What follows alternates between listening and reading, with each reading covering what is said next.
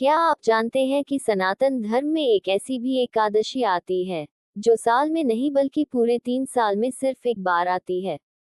एक ऐसा व्रत जिसे करने मात्र से 10,000 वर्षों की कठिन तपस्या और कई अश्वमेध यज्ञों के बराबर पुण्य फल मिल जाता है। अगर आप जीवन में पैसों की तंगी, संतान सुख की कमी या दुर्भाग्य से परेशान हैं, तो आने वाली 27 मई का दिन आपकी किस्मत बदल सकता है।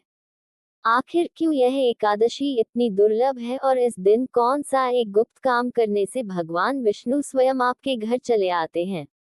आइए जानते हैं आज की इस विशेष वीडियो में।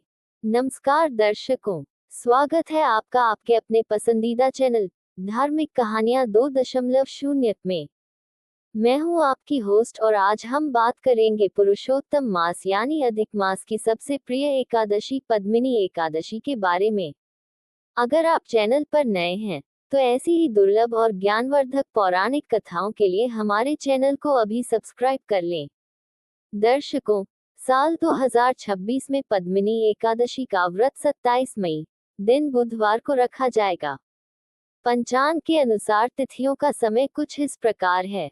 एकादशी तिथि का प्रारंभ 26 मई 2026 को सुबह 5:10 से, एकादशी तिथि का समापन 27 मई 2026 को सुबह 6:21 पर होगी। चूंकि 26 मई को दशमी तिथि का प्रभाव रहेगा, इसलिए उदया तिथि के नियम के अनुसार शुद्ध एकादशी का व्रत 27 मई को ही रखा जाएगा। व्रत पारण का शुभ मुहूर्त। व्रत रखने के बाद सबसे जरूरी होता है उसका सही समय पर पारण करना। पद्मिनी एकादशी व्रत का पारण 28 मई दिन गुरुवार को सुबह 5:25 से 7:56 के बीच किया जाएगा। इस समय के भीतर आपको व्रत खोलना अनिवार्य है। पद्मिनी एकादशी की पूजा अत्यंत विशेष होती है। इसकी सरल लेकिन प्रभावशाली विधि इस प्रकार है। एकादशी के दिन ब्रह्म मुहूर्त में उठकर स्नान करें और पीले रंग के स्वच्छ वस्त्र धारण करें। इसके बाद हाथ में जल लेकर भगवान विष्णु के सामने व्रत का संकल्प लें। चौकी पर पीला कपड़ा बिछाकर भगवान विष्णु और माता लक्ष्मी की मूर्ति या चित्र स्थापित करें।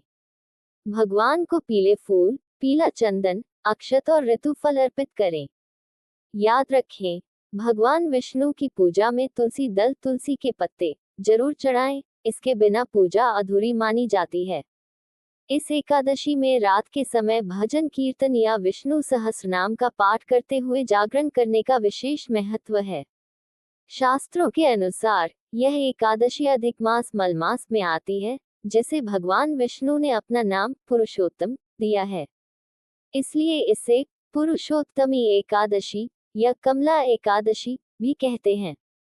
इस दिन व्रत करने से जीवन के सारे पाप नष्ट हो जाते हैं और मृत्यु के बाद मोक्ष की प्राप्ति होती है। इस दिन क्या दान करें? इस दिन अपनी क्षमता के अनुसार दान जरूर करें। पद्मिनी एकादशी पर पीले वस्त्र, पीले फल जैसे केला या आम, धार्मिक पुस्तकें, चने की दाल और गाय के घी का दान करना बेहद शुभ माना जाता है। इसके अलावा राहगीरों को ठंडा पानी या शरबत पिलाने से अक्षय पुण्य मिलता है। आइए अब सुनते हैं इस महान व्रत की अत्यंत पवित्र और चमत्कारी पौराणिक कथा। त्रेतायुग में महिष्मतिपुरी के राजा कृतवीर्य थे। राजा के पास सब कुछ था, अपार धन, वैभव और शौर्य, लेकिन उनकी कोई संतान नहीं थी। संतान न होने के दुख में राजा ने अपनी पत्नियों के साथ हजारों वर्षों तक गंधमादन पर्वत पर जाकर कठोर तपस्या की, लेकिन फिर भी उन्हें पुत्र रत्न की प्राप्ति नहीं हुई। तब राजा की प्रिय रानी पद्मिनी, जो राजा हरिश्चंद्र की पुत्री थी, उन्होंने माता अनुसुईया की शरण ली। रानी ने माता अनुसुईया से पूछा, हे माता, हमने इतने वर्ष तप किया, फिर भी भगवान प्रसन्न क्यों नहीं हुए? कृपा कर कोई ऐसा उपाय बताएं जिससे हमारी मनोकामना पूरी हो। माता अनुसुईया ने रानी की व्याकुलता देखकर कहा, हे देवी, हर 3 साल में एक बार आने वाला मलमास अधिक मास देवताओं को भी प्रिय है। इस मास के शुक्ल पक्ष में जो एकादशी आती है, उसे पद्मिनी एकादशी कहते हैं।